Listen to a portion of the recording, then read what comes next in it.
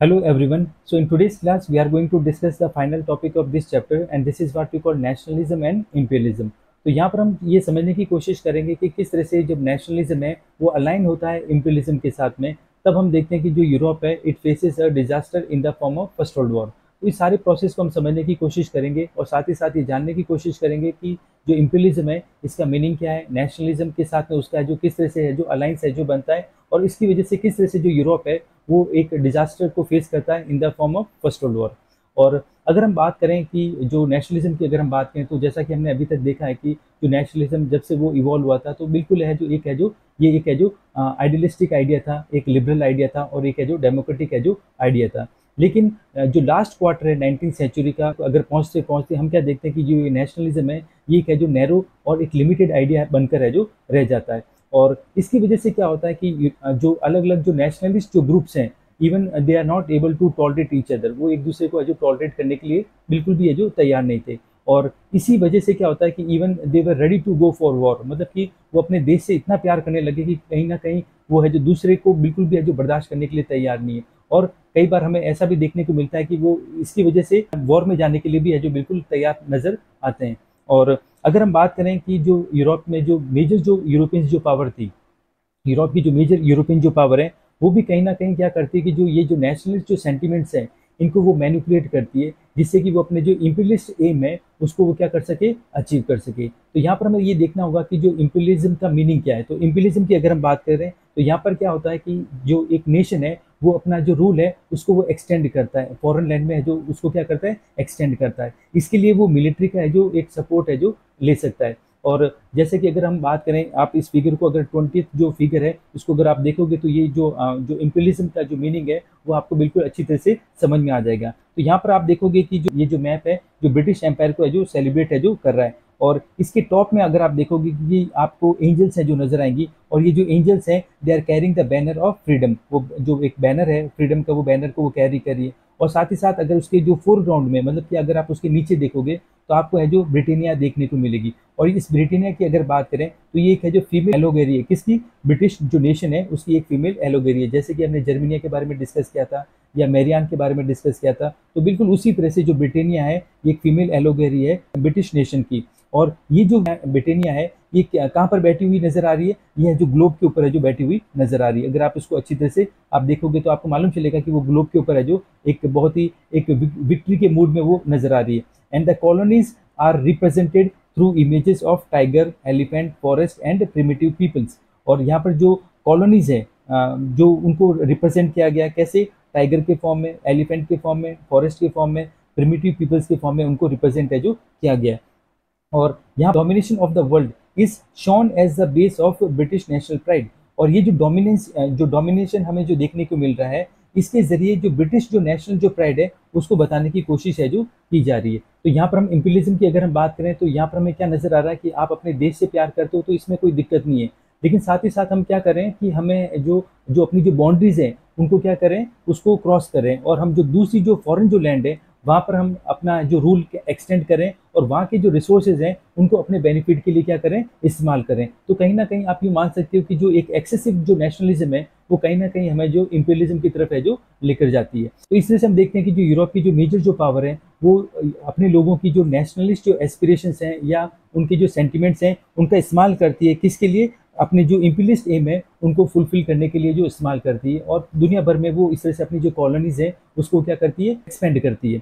और अब हम बात करते हैं यूरोप में जो 1871 के बाद में जो बाल्कन जो रीजन है वहाँ पर जो अलग अलग यूरोपियन जो नेशनलिस्ट थी उनके बीच में जो टेंशन जो डेवलप होती है उसको समझने की कोशिश करते हैं। तो ये जो बाल्कन जो रीजन है ये जोग्राफिकली बहुत ही ज़्यादा है जो डाइवर्स है, और यहाँ पर है जो अलग अलग एथनिक ग्रुप्स के लोग यहाँ पर है जो रहते हुए नजर आ रहे हैं।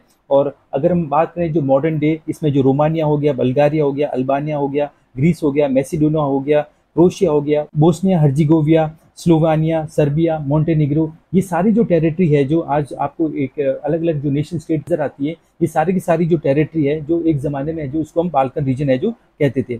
और ये जो पूरा एरिया था आपको मालूम है उस समय जो ओटोमन एम्पायर के है जो कंट्रोल में था।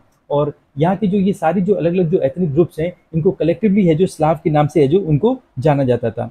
और तो हम क्या देखते हैं कि जो रोमांटिक नेशनलिज्म की वजह से ये जो बाल्कन जो रीजन है वो ओटोमन एम्पायर से जो इंडिपेंडेंट होने की कोशिशें जो शुरू कर देता है। और ये जो अलग अलग जो एथनिक ग्रुप्स हैं वो एक एक करके है जो ओटोमन एम्पायर से है जो डिसइंटीग्रेट होना शुरू हो जाते हैं।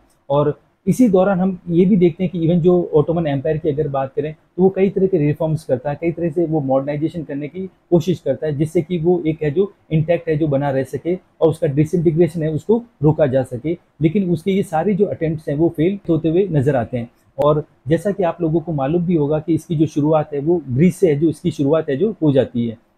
और जैसा हमने पहले भी डिस्कस किया था कि इसकी शुरुआत है जो 1832 में होती है ट्रीटी ऑफ कॉन्स्टेंटिनोपल के साथ में, जब ग्रीस है जो इंडिपेंडेंट हो जाता है किससे, ओटोमन एम्पायर से है जो इंडिपेंडेंट है जो हो जाता है।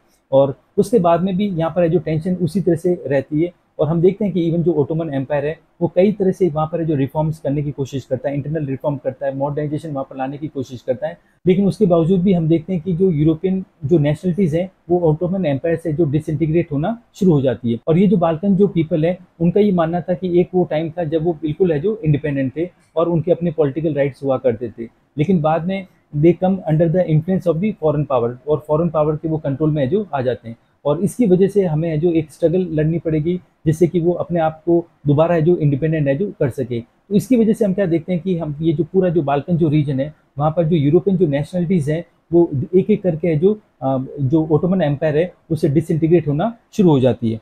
अब ये जो स्लाविक जो नेशनलिटीज हैं जो कि ओटोमन एम्पायर से जो डिसइंटीग्रेट हो रही थी, ये स्ट्रगल कर रही थी अपनी आइडेंटिटी के लिए और इंडिपेंडेंस के लिए।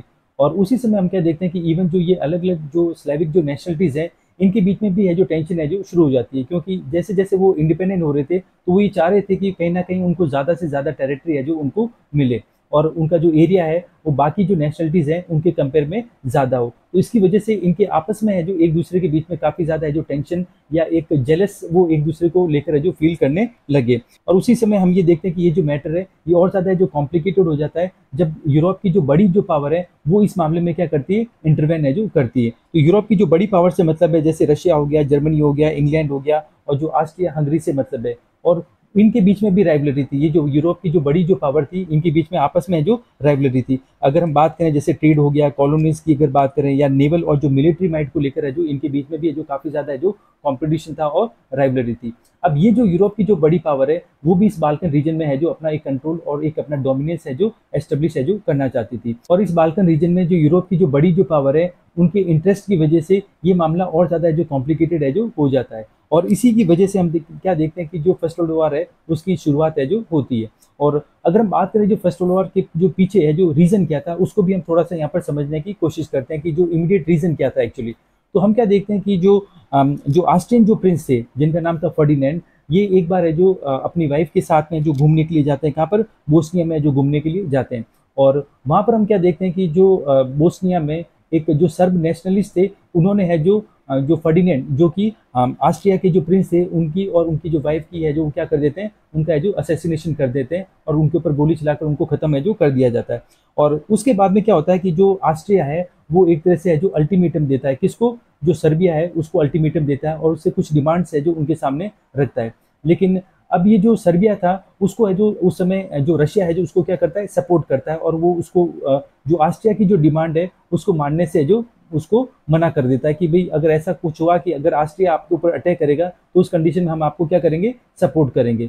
और फाइनली ऐसा ही होता है कि जो सर्बिया है वो ऑस्ट्रिया की जो डिमांड्स है उनको मानने से मना कर देता है। और उसके बाद में फिर हम क्या देखते हैं कि जो 28 जो जुलाई है उसको जो ऑस्ट्रिया वो सर्बिया के ऊपर है जो क्या कर देता है, अटैक है जो कर देता है। और जैसे ही अटैक करता है तो रशिया है जो सर्बिया के सपोर्ट में आ जाता है। और जब रशिया जो सर्बिया के सपोर्ट में आता है तो दूसरी तरफ जो जर्मनी है वो ऑस्ट्रिया के सपोर्ट में आ जाता है। और ऑस्ट्रिया के साथ में फिर बल्गारिया, ओटोमन एम्पायर है वो उसके सपोर्ट में आ जाते हैं।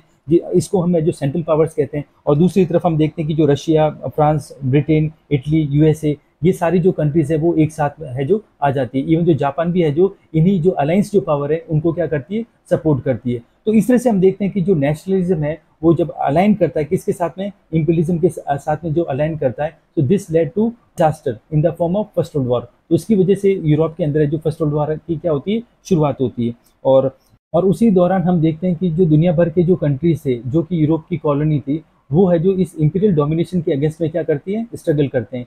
और फिर हम क्या देखते हैं कि इस स्ट्रगल की वजह से, एंटी इंपीरियल मूवमेंट की वजह से ये जो अलग अलग नेशन स्टेट है जो वो एग्जिस्टेंस में है जो आना शुरू हो जाते हैं।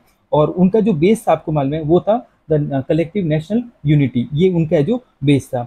और ये जो यूरोपियन आइडिया है नेशनलिज्म का, ये एज इट इज कहीं भी है जो रेप्लिकेट है जो नहीं हुआ है। कहने का मतलब है कि जो यूरोप में जिस तरह से नेशनलिज्म है जो इवॉल्व हुई है, बिल्कुल उसी तरह से दुनिया के और किसी कोने में है जो इवॉल्व है जो नहीं हुई है। सब जगह जो अपना अपना एक स्पेसिफिक जो वैरायटी है जो नेशनलिज्म की हमें देखने को मिलती है। जैसे कि अगर हम जब डिस्कस करेंगे इंडिया के केस में कि इंडिया में किस तरह से जो नेशनलिज्म है जो अराइज हुआ है, तो उसका जो अगर आप उसकी जो फॉर्म देखोगे या उसकी जो अगर वैरायटी देखोगे, तो यूरोप के नेशनलिज्म से वो बिल्कुल है जो डिफरेंट आपको नजर आएगी। बट ये जो आइडिया है कि जो सोसाइटीज हैं उनको ऑर्गेनाइज होना चाहिए नेशन स्टेट में, इसको नेचुरल और यूनिवर्सल है जो मान लिया गया। तो इसलिए से हमने देखा कि जो किस तरह से जो नेशनलिज्म है when it aligned with imperialism, so this led to Europe in disaster in the form of first world war। जब ज़्यादा नेशनलिज्म हो जाती है तो कहीं ना कहीं वो उस देश के लिए क्या करती है, दिक्कतें जो क्रिएट करती है, और साथ ही साथ हम देखते हैं कि दुनिया भर के लिए वो क्या करती है, दिक्कतें जो क्रिएट करती है। तो ये सही है कि हमें अपने देश से है जो प्यार करना चाहिए, लेकिन साथ ही साथ जो फॉरेन जो नेशन है उनकी जो सॉवरेनिटी है उसको भी हमें रेस्पेक्ट है जो करना चाहिए। Okay, so this is what we have discuss in this chapter, and very soon I am going to come with a new chapter. Thank you.